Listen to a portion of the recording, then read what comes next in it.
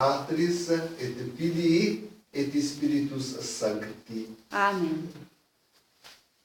Celebramos então hoje a sexta-feira das têmporas do mês de setembro. Para nós aqui é o começo da primavera que se dará. Né? Então, é por causa dessas leituras, eu estava pensando na igreja remanente.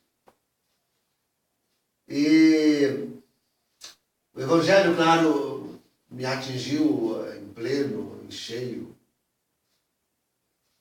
Sempre a palavra do Senhor é terrível. Mas eu não queria, temos de entender bem quem é a igreja remanente. Porque é a igreja que resta, que sobra dessa hecatombe que está acontecendo com a igreja. Desde a viragem do século XIX. 1880. E, sobretudo, tomando aqueles ares de oficialidade com o Vaticano II. Não esquecer esse ponto. Vaticano II. E agora, encaminhando-se para o máximo, sob este falso antipontificado do falso profeta. Quer dizer, logo aos pés do anticristo. Que igreja verdadeiramente católica sobrará de tudo isso? É a grande questão. Essa é a igreja remanente. Que igreja verdadeiramente católica restará de tudo isso? É mais de século, É mais de século. Nós estamos distantes. A sagrada religião foi sendo nos tirada, aos poucos, subterfugiamente. Olha o Concílio do Vaticano II. Eu tenho dito, especialmente quando encontro algum sedevacantista, daqueles que derrotam a igreja já desde antes do Vaticano II. Enfim, mas eu tenho dito a esses pobres irmãos que ali nós temos um golpe de mestre do demônio. Temos ali. Porque o fundamento desses, dos sedevacantistas, se tira com uma mão. Se tira com uma mão. Com uma mão. Tiro todo o fundamento dos sedevacantistas. Não se encontra, eis aqui, a mão. Não se encontra em todo o Concílio do Vaticano II. E mesmo depois, com os papas conciliares, não se encontra uma só heresia formal que tenham pronunciado. Uma coisa é a pastoral. Uma coisa é aquilo que esconderam no bojo deste concílio. Como dizia Monsenhor Lefebvre, as bombas de tempo que ali colocaram. Que hoje estão todas explodidas. Todas. Uma coisa é isto. Outra coisa é encontrar e acusar o concílio de inválido por uma heresia formal. Não há. Inexiste. Não há. Pronto, caiu o fundamento. Sedevacantismo não tem mais onde se firmar. Ponto. Não há. Não há. Provem, mostrem, um só. Uma só heresia formal no Vaticano. Não tem. Mas é aí que está o golpe do demônio. Porque não havendo, e contudo, como dizia, ali assume ares oficiais. A grande derrocada da Igreja Católica. A grande derrocada da Igreja Católica. Mas só agora. somente agora, com o falso profeta, e depois então, acentuando-se com o anticristo, mas somente agora com o falso profeta, tudo aquilo que, toda essa nojeira modernista colocou dentro da igreja desde a viragem do século XX, só agora isto vem mostrar toda a sua chaga. E tão poucos vêm. E tão poucos vêm. Por causa desse golpe de mestre, de Lúcifer. Tão poucos vêm. Então, o que sobrará de igreja católica de tudo isto? É a grande questão. Esta é a grande questão. E por isto, acreditando inclusive que virão ainda tantos irmãos que não conseguem hoje ver. Se quer que Francisco é um antipapa, que ele é um falso profeta. E quiçá, sim, com certeza, alguém mesmo que, sei lá, esteve aí, abraços com o anticristo, consiga. Por um verdadeiro, vai ser muito difícil. Se hoje é muito difícil, se desde o concílio é muito difícil notar alguma coisa, se hoje, com o antipapa e falso profeta, é muito difícil alguém confessar o cisma, por exemplo, quanto mais não será difícil depois aqueles que, enfim, se dobraram ao anticristo. Atentos. Mas digamos, ao menos por hipótese, não, com certeza haverá alguns que procurem a verdadeira Santa Igreja Católica. Esta é a igreja remanente. Esta é a igreja. É por isso que todos nós, afinal, de alguma forma, maculados, por esse tempo tenebrosíssimo de prova que a Santa Igreja atravessa há mais de um século, todos nós maculados, perdidos, ovelhas sem pastor. Ovelhas sem pastor, porque veio o seu pastor máximo beijando o Alcorão. Recebendo a bênção de índio e de sacerdotes.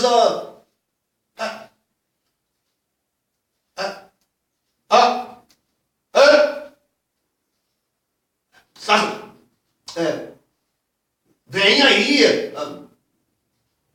sumos pontífices mentindo.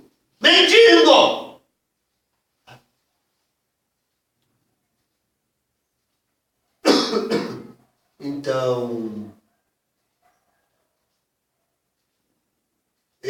todos estes queridos, eu digo a igreja remanente, terá que revestir-se desses sentimentos de profunda humildade, de comiseração, de dor, de tristeza, de confessar-se a si mesmo, sempre em dúvida sobre a própria fidelidade a Cristo.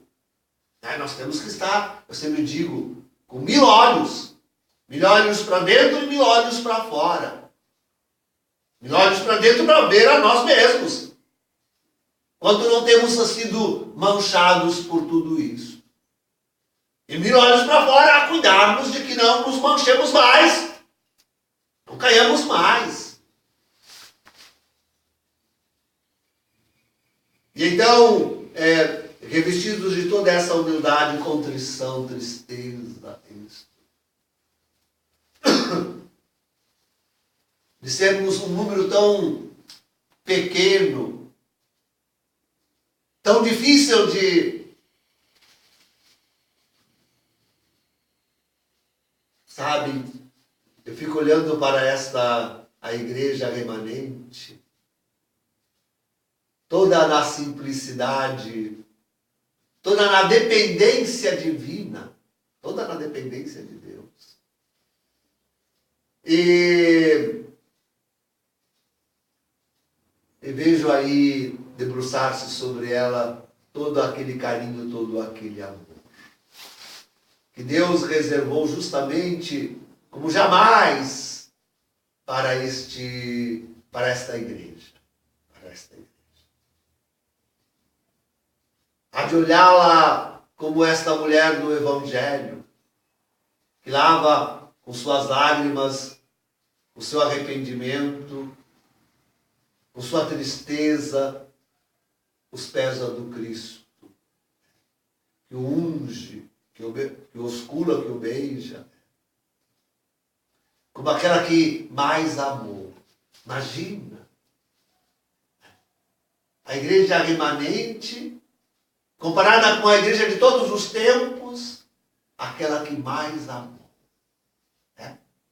Chamada a isso, aquela que mais lhe será perdoado, porque mais amou. É preciso chegar a isso. Porque essa mulher aí serve bem de modelo para a igreja remanente. Em lágrimas, chorando por seus pecados e pelos pecados de toda a igreja e do mundo. Pelos pecados do mundo. Isso. Demonstrando mais amor ao Senhor do que jamais se demonstrou até hoje. Como temos que crescer no amor por nosso Senhor. E perceber em todas as virtudes, a virtude da fé, em primeiro lugar, a fé virgem, ilibada, santa, católica. E na virtude da simplicidade, da pobreza, na virtude da fidelidade, na virtude, perceber aí todas as joias e todos os ornamentos, e toda a beleza com que é revestida por Deus. Para que assim possa ser apresentada ao esposo. Toda bela, toda pura, toda enlevada por Deus mesmo, por suas próprias mãos, por seu próprio Espírito, que há de ser derramado como jamais neste tempo. Um novo Pentecostes. Precisamos de um novo Pentecostes. E esta igreja remanente, atravessando toda a borrasca do grande castigo, que já está dependurado sobre o mundo, e logo se nos abaterá. E logo se nos abaterá. Esta igreja que resiste, que passa por tudo isto, possa apresentar-se assim. Como a igreja sempre desejada, como aquela igreja sempre querida, como aquela igreja a mais amada por Deus nosso Senhor, no seu retorno. Temos que ser nós, imagina, queridos. Temos que ser nós, imagina. Credo. Estamos aí diante da igreja de todos os séculos, diante da igreja de todos os tempos. A igreja dos mártires, hoje celebramos tantos. A igreja das virgens. A igreja dos confessores. A igreja dos papas corajosos, que nem aquele que impediu o imperador de entrar dentro da igreja, porque não estava puro. E diante dos sacerdotes verdadeiramente de doutrina ilibada, defendendo o dogma, pregadores, a converter os infiéis, grandes pregadores, famílias que se santificam verdadeiramente no amor mútuo, como rezamos todos os dias no terço. Esta igreja, a mais amada por nosso Senhor. Temos que trabalhar por ser. Temos que trabalhar. Em nome do Pai, do Filho e do Espírito Santo. Amém.